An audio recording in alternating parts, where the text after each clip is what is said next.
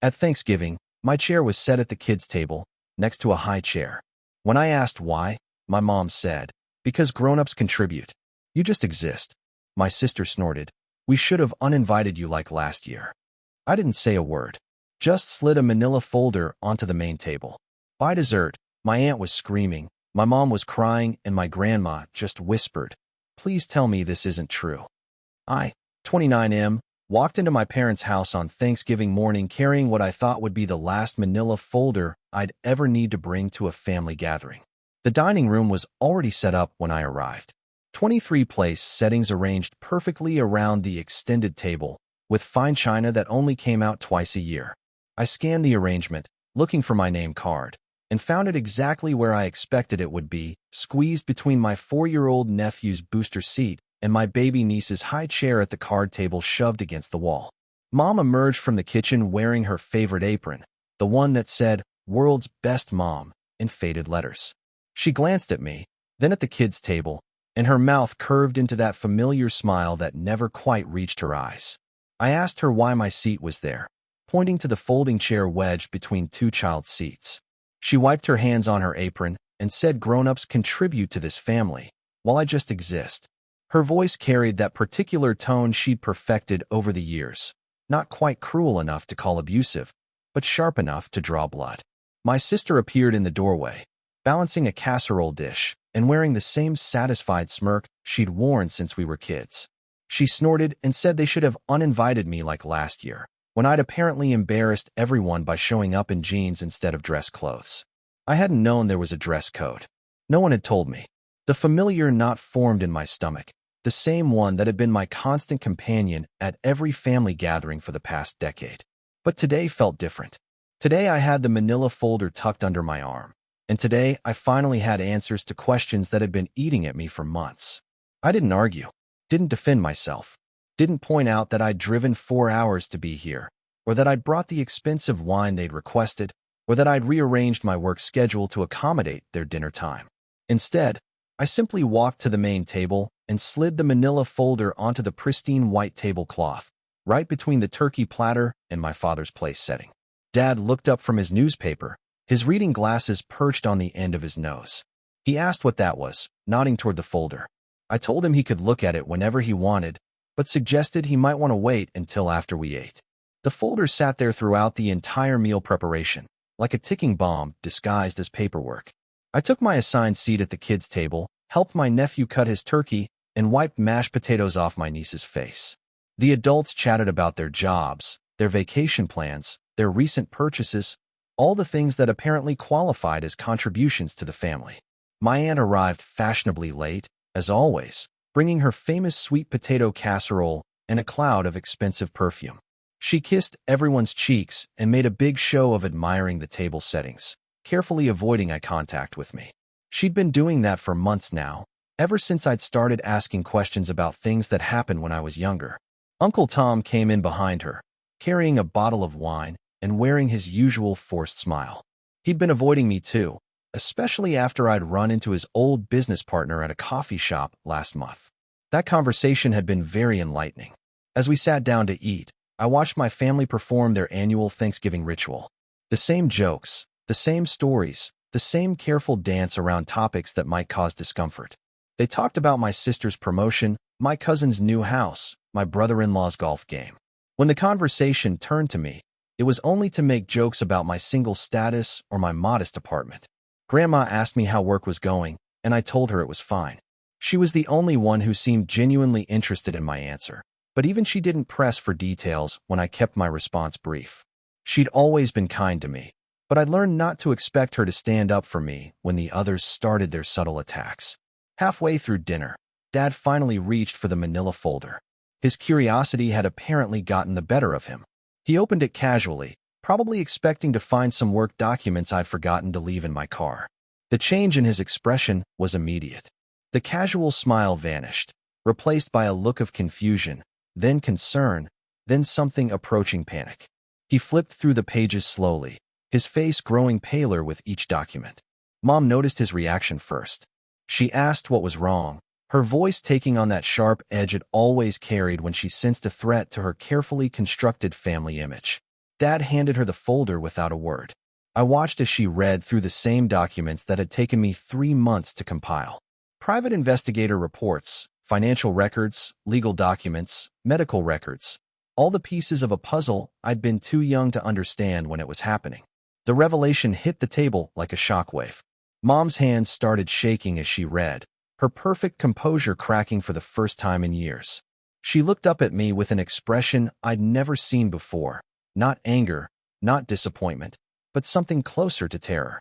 My sister demanded to know what was in the folder, her voice rising with each word.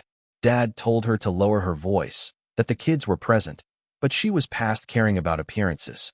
I explained, in the same calm tone I'd used to order coffee that morning, exactly what they were looking at. Documentation proving that my college fund, the one they'd told me had never existed, had actually contained over $40,000. Records showing how that money had been systematically transferred to my sister's account to pay for her graduate school. Bank statements revealing how my inheritance from my grandfather had been quietly absorbed into their retirement fund. But the financial documents weren't the worst part. The worst part was the medical records I'd finally been able to access after turning 25.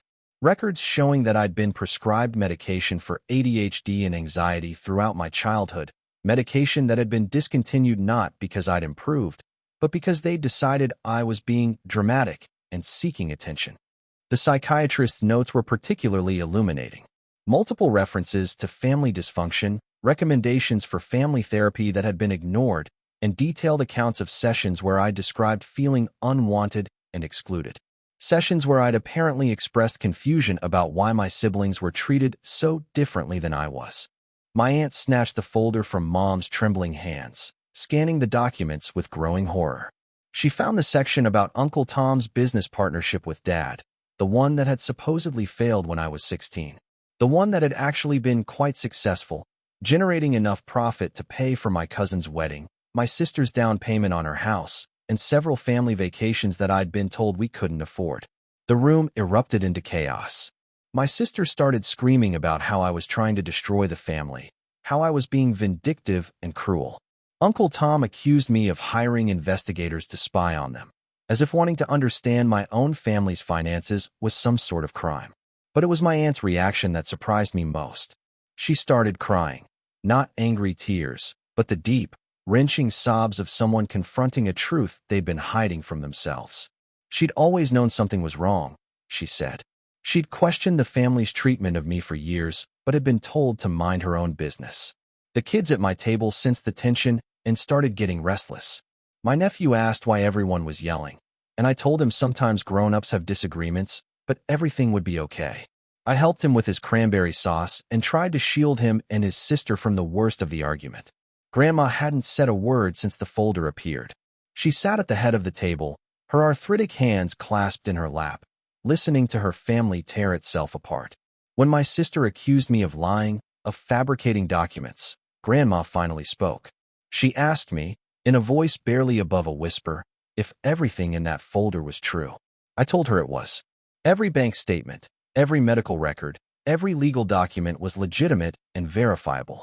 That's when she whispered the words that would haunt the rest of that Thanksgiving. Please tell me this isn't true. But we all knew it was true. The evidence was overwhelming, documented in black and white across dozens of pages.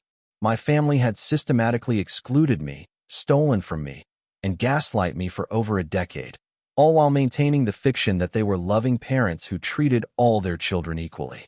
The dinner dissolved into individual conversations after that. Dad pulled Mom into the kitchen for a heated discussion I could hear through the thin walls. Uncle Tom made several phone calls from the back porch, his voice carrying through the sliding glass door. My sister sat in stunned silence, occasionally flipping through the documents as if hoping they might change if she read them enough times. I stayed at the kids' table, helping my nephew and niece finish their dinner and cleaning up their mess. They were innocent in all of this, and I wasn't about to let my family's drama ruin their holiday. When they were done eating, I took them to the living room and put on a cartoon while the adults continued their arguing. Grandma followed me into the living room, moving slowly with her walker. She settled into her favorite chair and watched me interact with the kids for several minutes before speaking. She told me she'd suspected something was wrong for years, but she'd convinced herself it was just typical sibling rivalry taken too far. She asked me why I'd never said anything before, why I'd waited so long to confront them. I explained that I hadn't understood the full scope of what was happening until recently. I'd always known I was treated differently, but I'd assumed it was because I was the problem child, the one who couldn't quite measure up to their expectations. It wasn't until I'd started therapy last year that I'd begun to recognize the patterns. My therapist had suggested looking into my family's financial history when I'd mentioned feeling like I'd never received the same opportunities as my siblings. What I'd found had exceeded my worst suspicions. The investigation had cost me most of my savings, but it had been worth it to finally understand the truth. For 29 years, I'd carried the burden of believing I was somehow deficient, somehow less deserving of love and support than the rest of my family. Now I knew the problem wasn't with me. By the time dessert was served, the atmosphere had shifted from chaos to cold, uncomfortable silence. Mom emerged from the kitchen carrying her famous pumpkin pie, but her hands were still shaking.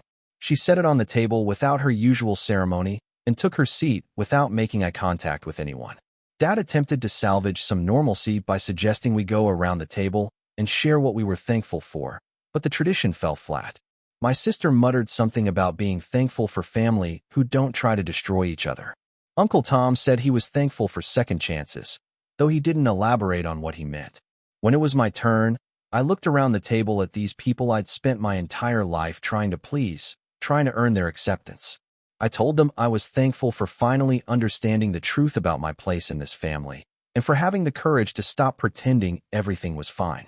The evening ended earlier than usual. People started making excuses about long drives and early morning obligations. My aunt hugged me before leaving, whispering an apology that was 20 years too late, but appreciated nonetheless. She promised to call me soon, to talk more about what I'd discovered. Uncle Tom avoided me entirely, hurrying to his car with barely a goodbye. My sister gathered her children without speaking to me, though she did pause at the door to ask what I planned to do with the information I'd gathered. I told her I hadn't decided yet. The statute of limitations had passed on most of the financial issues, but there were other options. I could contest my grandfather's will, which had been probated under questionable circumstances. I could file complaints with the medical board about the discontinuation of my treatment. Or I could simply walk away, knowing that I finally understood the truth. The choice, I explained, would depend on whether they were willing to acknowledge what they'd done and make an effort to repair the damage they'd caused. As I prepared to leave, Grandma asked if I would still come to Christmas. I told her I wasn't sure. For the first time in my adult life, I had a choice. I no longer felt obligated to subject myself to their treatment just to maintain the illusion of family unity. She nodded, tears streaming down her weathered cheeks. She told me she understood, and that she hoped someday we could rebuild our relationship on a foundation of honesty instead of denial. I hugged her goodbye and walked to my car, leaving the manila folder on the dining room table. They could keep it. I had copies of everything, and more importantly, I had something I'd never possessed before: the truth. The drive home was the most peaceful 4 hours I'd experienced in years. For the first time in my adult life, I wasn't replaying family interactions in my head, wondering what I'd done wrong or how I could do better next time. There was nothing to figure out because the problem had never been with me. Update 1. 3 days after Thanksgiving, I received a text from my sister asking if we could talk. She wanted to meet for coffee to discuss the situation, as she called it. I agreed, curious to hear what she had to say now that the initial shock had worn off. We met at a neutral location, a small cafe downtown that neither of us had been to before. She looked tired, older somehow, as if the weight of the truth had aged her overnight. She started by saying she hadn't realized how differently I'd been treated, which struck me as either incredible naivety or deliberate blindness. She'd been present for most of it, after all. She'd participated in many of the conversations where my failures and shortcomings were discussed in detail. But as we talked, I began to understand that her perspective had been shaped by the same manipulation that had affected me. Our parents had created a narrative where she was the successful child who deserved extra support, while I was the problem child who needed to prove myself worthy of basic consideration. She'd internalized that narrative so completely that she'd never questioned whether it was fair or accurate. In her mind, the different treatment wasn't discrimination. It was simply the natural result of our different levels of achievement, and contribution to the family. She asked me what I wanted from them, what it would take to move forward. I told her I wanted acknowledgement of what had happened, genuine apologies for the harm they'd caused, and a commitment to treating me with the same respect they showed other family members. She said she thought that was reasonable, but she wasn't sure our parents would see it the same way. They'd built their entire family identity around the fiction that they were fair and loving parents who treated all their children equally. Admitting the truth would require dismantling that carefully constructed self-image. Update 2. A week later, I received a letter from my father. Not a text or email, but an actual handwritten letter delivered by mail. It was the most personal communication I'd received from him in years. He wrote that he'd been thinking about the documents I'd shared, and while he disagreed with some of my interpretations, he acknowledged that mistakes had been made. He wanted to have a family meeting to discuss how we could move forward constructively. The letter felt like progress, even if it fell short of the full acknowledgement I'd hoped for. At least he was willing to have the conversation, which was more than I'd expected given their initial reaction. The family meeting was scheduled for the following weekend at my parents' house. Everyone would be there except Uncle Tom, who had apparently decided to distance himself from the situation entirely. Grandma would participate by phone, since traveling was difficult for her. I spent the week preparing for what I knew would be a difficult conversation. I organized my thoughts, reviewed the documentation, and mentally rehearsed how I wanted to present my perspective. Most importantly, I reminded myself that I couldn't control their reactions. I could only control how I responded to them. The meeting began awkwardly, with everyone sitting in the living room avoiding eye contact and waiting for someone else to start talking. Finally, Dad cleared his throat and said we were there to address the issues I'd raised and find a way to heal as a family. What followed was 2 hours of the most honest conversation we'd ever had as a family. There were moments of anger, tears, defensiveness, and revelation. My mother admitted that she'd always felt threatened by my relationship with Grandma, worried that I was trying to turn her mother against her. My sister acknowledged that she'd been aware of the different treatment but had assumed it was justified. Dad revealed that he'd been struggling with his own childhood trauma and had unconsciously recreated some of the same patterns with me that his father had used with him. It wasn't an excuse, he said, but it was an explanation he thought I deserved to hear.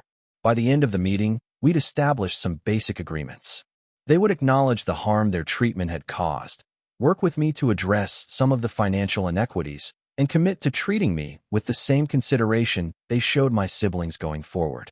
It wasn't a perfect resolution, and it would take time to rebuild trust, but it was a beginning.